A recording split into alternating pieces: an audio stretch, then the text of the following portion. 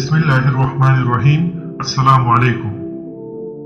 ناظرین کرام، آج ہم ایک ایسی شخصیت کے بارے میں بات کریں گے جن کے متعلق نبی کریم صلی اللہ علیہ وآلہ وسلم پر 7 آسمانوں کے اوپر سے اللہ تعالیٰ کا فرمان نازل کیا گیا،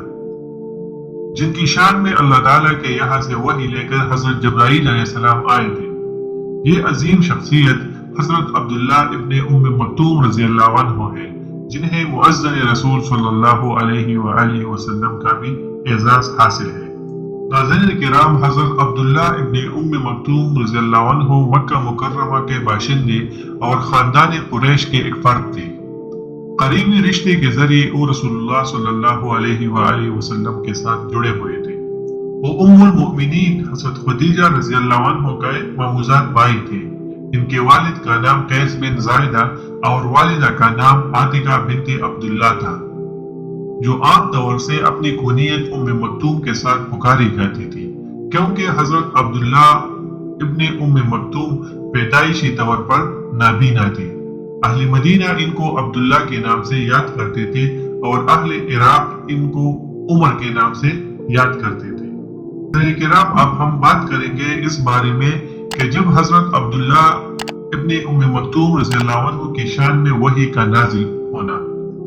حضور اکرم صلی اللہ علیہ وآلہ وسلم نے جس وقت کلمے کی دعوت مکہ مکرمہ میں دینا شروع فرمائی، اس وقت حضرت عبداللہ ابن ام مکتوم رضی اللہ عنہ موجود تھے۔ اللہ تعالیٰ نے ان کے سینے کو ایمان کے لیے کھول دیا اور مسلمانوں کی اس جماعت میں شامل ہو گئے، جس نے شروع ہی سے حضور صلی اللہ علیہ وسلم کی دعوت پر لبیک کہا، اور انہوں نے ان مصائب اور تکلیفوں کا نہایت بہادری اور ثابت قدمی کے ساتھ مقابلہ کیا جن سے مسلمان دوچار ہوئے۔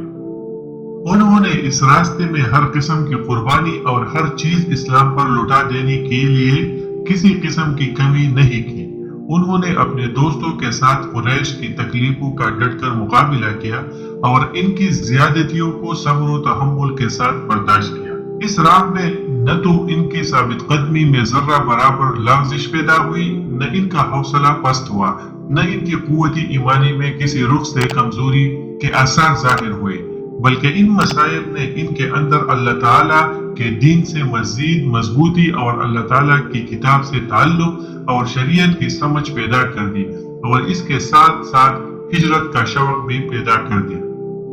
ان کے اندر حضور صلی اللہ علیہ وآلہ وسلم کی مجلس میں حاضری اور حفظ قرآن کا شوق اس حد تک بڑا ہوا تھا کہ وہ ہر فرصت کو غنیمت سمجھ کر اس سے فائدہ اٹھاتے اور ہر موقع کو قیمتی جان کر اس کی طرف تیزی سے لپکتے تھے، بلکہ یہ کبھی کبھی تو ایسا ہوتا تھا کہ اس شوق میں وہ رسول اللہ صلی اللہ علیہ وسلم سے دوسروں کے حصے کا وقت بھی لے لیتے تھے۔ اس زمانے میں رسول اللہ صلی اللہ علیہ وسلم قریش کے بڑے بڑے سرداروں کی طرف بڑی شدت کے ساتھ متوجہ تھے۔ آپ صلی اللہ علیہ وسلم کے دل میں یہ نیک تمنا ہر وقت ہوتی تھی کہ قریش کے سردار دائرہ اسلام میں داخل ہو جائیں۔ انہی دنوں کی بات ہے کہ ایک دن آپ صلی اللہ علیہ وسلم عتبہ بن ربیعہ، اس کے بھائی شیبہ بن ربیعہ، عمرو بن ہشام یعنی ابو جہل، امیہ بن خلف، ولید بن مغیرہ اور خالد سیف اللہ کے والد کے ساتھ تشریف فرماتے۔ آپ صلی اللہ علیہ وآلہ وسلم ان کے ساتھ تنہائی میں گفتگو کر کے ان کے سامنے اسلام کی دعوت پیش فرما رہے تھے۔ آپ صلی اللہ علیہ وسلم کی دلی خواہش کی کہ وہ لوگ اسلام قبول کر لے، یا کم از کم آپ صلی اللہ علیہ وسلم کے ساتھی صحابہ کرام رضی اللہ عنہ کو تکلیف نہ دے۔ ابھی آپ صلی اللہ علیہ وسلم گفتگو فرما ہی رہے تھے کہ حضرت عبداللہ ابن ام مکتوم رضی اللہ عنہ رسول اللہ صلی اللہ علیہ وسلم سے کتاب اللہ کی کوئی آیات پڑھنے کے لیے یہ کہتے ہوئے داخل ہوئے، یا رسول اللہ، اے اللہ کے رسول،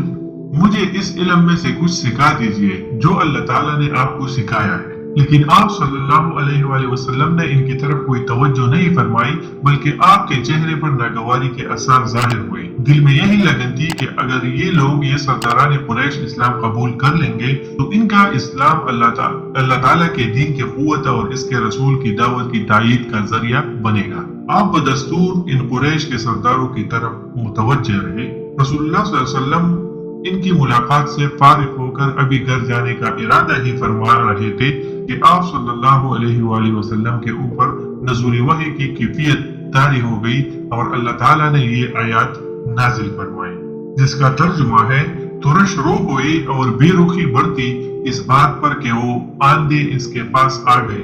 آپ کو کیا خبر، شاید وہ سدھر جائے اور نصیحت پر دھیان دے اور نصیحت کرنا ان کے لیے نافع ہو۔ جو شخص بے پرواہی برتتا ہے اس کی طرف تو آپ توجہ کرتے ہیں، حالانکہ اگر وہ نہ سدھرے تو آپ پر اس کی کیا ذمہ داری ہے؟ اور جو خود آپ کے پاس دوڑے آتے ہیں اور ڈر رہے ہوتے ہیں، ان سے آپ بے رخی برتتے ہیں۔ ہرگز نہیں، یہ تو ایک نصیحت ہے،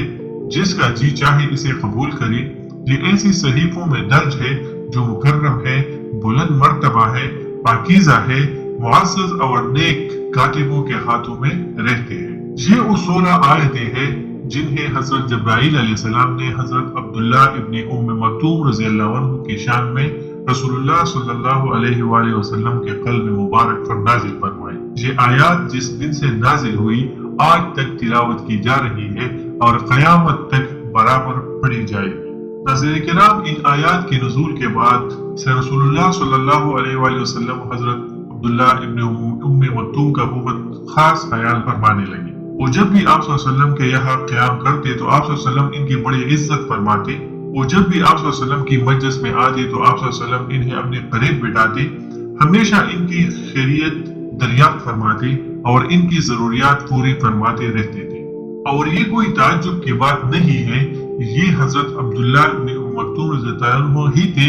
جن کے بارے میں 7 آسمانوں کی بلندی سے رسول اللہ صلی اللہ علیہ وسلم پر فرمان الہی نازل ہوا تھا۔ جب رسول اللہ صلی اللہ علیہ وسلم اور اہل ایمان پر قریش کی طرف سے پہنچائی جانے والی تکلیفیں شدید ہو گئی اور ان کے ظلم و ستم کی کوئی انتہا نہ رہی تو اللہ تعالیٰ نے مسلمانوں کو ہجرت کی اجازت دے دی۔ اجازت ملتے ہی حضرت عبداللہ ابن ام مکتوم رضی اللہ عنہ نے اپنے دین کی حفاظت کے لیے وطن چھوڑنے میں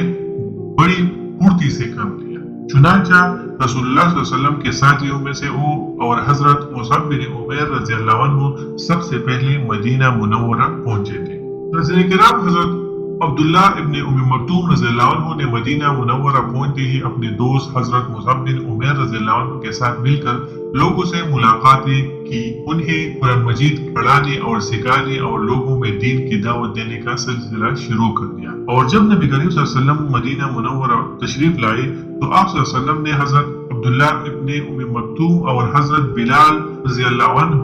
کو مؤذن مقرر کیا تاکہ وہ دن میں 5 مرتبہ بلند آواز سے اذان دے کر کلمہ توحید کا اعلان کرے، انہیں بہترین عمل یعنی نماز کے لیے بلائے اور خیر و فلاح پر ابھارے۔ عام طور پر حضرت بلال رضی اللہ عنہ اذان دیتے اور حضرت عبداللہ ابن ام مکتوم رضی اللہ عنہ نماز کے لیے اقامت کہتے تھے۔ کبھی کبھی ایسا بھی ہوتا تھا کہ اذان حضرت عبداللہ ابن ام مکتوم رضی اللہ عنہ دیتے اور اقامت حضرت بلال رضی اللہ عنہ کہتے تھے۔ رمضان المبارک کے مہینے میں تو ان دونوں کی شان ہی نرالی ہوتی تھی۔ مدینے کے مسلمان ایک کی اذان پر سحری کھانے کی تیاری شروع کر دیتے کہ تہجد کا وقت شروع ہو گیا ہے، اور دوسرے کی اذان پر سحری کھانے سے رک جاتے تھے۔ حضرت بلال رضی اللہ عنہ رات کے پچھلے پہر اذان دے کر سوتے ہوئے لوگوں کو نیند سے بیدار کرتے، اور حضرت عبداللہ ابن ام مکتوم رضی اللہ عنہ طلوع فجر کا انتظار کرتے رہتے اور طلوع صبح صادق کے ساتھ ہی نماز کے لیے اذان دے دیتے۔ نبی اکرم صلی اللہ علیہ وسلم کی طرف سے حضرت عبداللہ ابن ام مکتوم کی عزت افزائی اور قدردانی کا یہ حال تھا کہ آپ صلی اللہ علیہ وآلہ وسلم نے اپنی غیر موجودگی کے مختلف مواقع پر کئی بار ان کو مدینہ منورہ پر اپنا نائب مقرر کیا۔ ان میں سے ایک موقع وہ بھی تھا جب نبی کریم صلی اللہ علیہ وسلم نے فتح مکہ کے لیے مدینہ منورہ کو چھوڑا تھا۔ ناظرین کرام، غزوہ بدر کے بعد اللہ تعالیٰ نے مجاہدین کی شان میں کافی آیتیں نازل فرمائی، جن سے مقصود اللہ تعالیٰ کے راستے میں پھرنے والے مجاہدین کی حوصلہ افزائی اور گھروں میں بیٹھنے والوں کی حوصلہ شکنی اور ان کو اللہ کے راستے میں نکلنے کی ترغیب دینا تھا۔ تو حضرت عبداللہ ابن ام مکتوم رضی اللہ عنہ کے دل پر اس کا بہت گہرا اثر پڑا اور اس شرف سے محرومی ان کو اچھی نہیں لگی، چنانچہ انہوں نے رسول اللہ صلی اللہ علیہ وسلم سے عرض کیا، اے اللہ کے رسول، اگر میرے پاس استطاعت ہوتی، یعنی اگر میں معذور نہ ہوتا اور میں دیکھ سکتا تو میں جہاد میں ضرور شریک ہوتا۔ پھر انہوں نے نہایت عاجزی کے ساتھ اللہ سے دعا کی کہ وہ ان کے اور ان جیسے دوسرے معذور لوگوں کے بارے میں قرآن نازل فرمائے جو اپنی جسمانی معذوریوں کی وجہ سے جہاد میں شریک ہونے سے محروم رہ جاتے ہیں۔ چنانچہ وہ اس طرح دعا مانگتے تھے، اے اللہ، میرے عذر کے متعلق اپنا حکم نازل فرما دے، اے اللہ میرے عذر کے متعلق اپنا حکم نازل فرما دے۔ اور اللہ تعالیٰ نے ان کی اس دل سے نکلی ہوئی دعا کو فوراً قبول کر لیا۔ کاتب وحی حضرت زید بن ثابت رضی اللہ عنہ کا بیان ہے کہ ایک روز نبی کریم صلی اللہ علیہ وآلہ وسلم کے پہلو میں بیٹھا تھا کہ اچانک آپ صلی اللہ علیہ وسلم کے اوپر وحی نازل ہو گئی، اور اسی حالت میں آپ صلی اللہ علیہ وسلم کے گھٹنے مبارک میرے گھٹنوں سے مل گئے۔ اس سے میرے گھٹنوں پر زبردست بوجھ پڑنے لگا، ایسا بوجھ، اس سے زیادہ وزن میں نے اب تک کسی چیز میں محسوس نہیں کیا تھا۔ جب آپ صلی اللہ علیہ وسلم کے اوپر سے یہ کیفیت دور ہوئی تو مجھ سے فرمایا کہ زید لکھو، اور میں نے لکھا، جس کا ترجمہ ہے، مسلمانوں میں سے وہ لوگ جو گھر بیٹھے رہتے ہیں اور جو اللہ کی راہ میں جان و مال سے جہاد کرتے ہیں، دونوں کی حیثیت برابر نہیں ہے۔ تو حضرت عبداللہ ابن ام مکتوم رضی اللہ عنہ نے کھڑے ہو کر عرض کیا، اے اللہ کے رسول، جو لوگ جہاد میں شریک ہونے کی طاقت نہیں رکھتی، ان کا کیا ہوگا؟ ان کی اس بات کے ختم ہوتی ہی رسول اللہ صلی اللہ علیہ وسلم پر پھر وحی نازل ہوئی۔ اس بار بھی آپ صلی اللہ علیہ وسلم کے گھٹنے مبارک میرے گھٹنوں پر پڑے، اور میں نے وحی کے وزن محسوس کیا جو پہلی بار کیا تھا۔ پھر جب آپ صلی اللہ علیہ وسلم کے اوپر سے نزول وحی کی وہ کیفیت دور ہوئی تو فرمایا، زید جو کچھ لکھا ہوا ہے اسے پڑھو۔ میں نے پڑھا، لا يستوي القاعدون من المؤمنین، تو آپ صلی اللہ علیہ وسلم نے فرمایا کہ لکھو غیر اولی الضرر، کسی معذوری کے بغیر۔ اس طرح وہ استثناء یعنی معذور لوگوں کو الگ کرنا نازل ہوا، جس کی تمنا حضرت عبداللہ ابن ام مکتوم رضی اللہ عنہ نے کی تھی۔ ناظرین کرام، اللہ سبحانہ وتعالی نے حضرت عبداللہ ابن ام مکتوم رضی اللہ عنہ اور ان جیسی دوسری معذور لوگوں کو جہاد میں شرکت نہ کرنے پر معافی دے دی تھی، اور ان پر کوئی حرج نہیں کہ وہ گھر پر ہی رہے۔ اس کے باوجود حضرت عبداللہ ابن ام مکتوم رضی اللہ عنہ کی چاہت یہ تھی کہ میں معذوروں کے ساتھ نہ بیٹھوں۔ انہوں نے جہاد فی سبیل اللہ میں شریک ہونے کا پکا فیصلہ کر لیا تھا، کیونکہ بڑے لوگ اہم امور کو چھوڑ کر چھوٹے چھوٹے کاموں پر قناعت نہیں کرتے ہیں۔ بلند ہمت کے مالک بڑی بڑی قربانیاں دیا کرتے ہیں، کہیں بھی ٹھہر کر وہ اس کو منزل نہیں سمجھتے۔ چنانچہ اسی روز انہوں نے فیصلہ کر لیا کہ اگر وہ کسی غزوہ سے پیچھے نہیں رہیں گے۔ انہوں نے میدان جنگ میں اپنے لیے ذمہ داری بھی متعین فرما لی تھی۔ وہ فرماتے تھے، مجھے دو صفوں کے درمیان کھڑا کر کے جھنڈا میرے ہاتھ میں دے دو، میں اسے بلند رکھوں گا اور اس کی حفاظت کروں گا، کیونکہ نابینا ہونے کی وجہ سے میں بھاگ نہیں سکتا۔ حضرت عمر رضی اللہ عنہ نے 14 ہجری میں ایرانیوں کے ساتھ ایک ایسا فیصلہ کن جہاد کرنے کا پکا ارادہ فرما لیا کہ یہ لوگ خود بھی اسلام قبول نہیں کر رہے اور آگے اسلام کو پھیلانے بھی نہیں دیتے، تو ان کے ساتھ اس طرح مقابلہ کیا جائے کہ ان کی حکومت کا خاتمہ کر کے مسلمانوں کے لیے آگے بڑھنے کا راستہ صاف کر دیا جائے۔ اس لیے انہوں نے اپنی صوبائی گورنروں کو ہدایت بھیجی کہ ہر اس شخص کو جلد از جلد فوراً میرے پاس بھیج دو جس کے پاس اسلحہ یا گھوڑا یا قوت یا شجاعت یا جنگی سوجھ بوجھ ہو۔ اور مسلمانوں نے حضرت عمر فاروق رضی اللہ عنہ کے اس پکار پر لبیک کہا، اور وہ جوق در جوق مدینہ طیبہ کی طرف روانہ ہوئے۔ ان لبیک کہنے والوں میں نابینا صحابی مجاہد حضرت عبداللہ ابن ام مکتوم رضی اللہ عنہ بھی تھے۔ حضرت عمر رضی اللہ عنہ نے اس لشکر کا امیر حضرت سعد بن ابی وقاص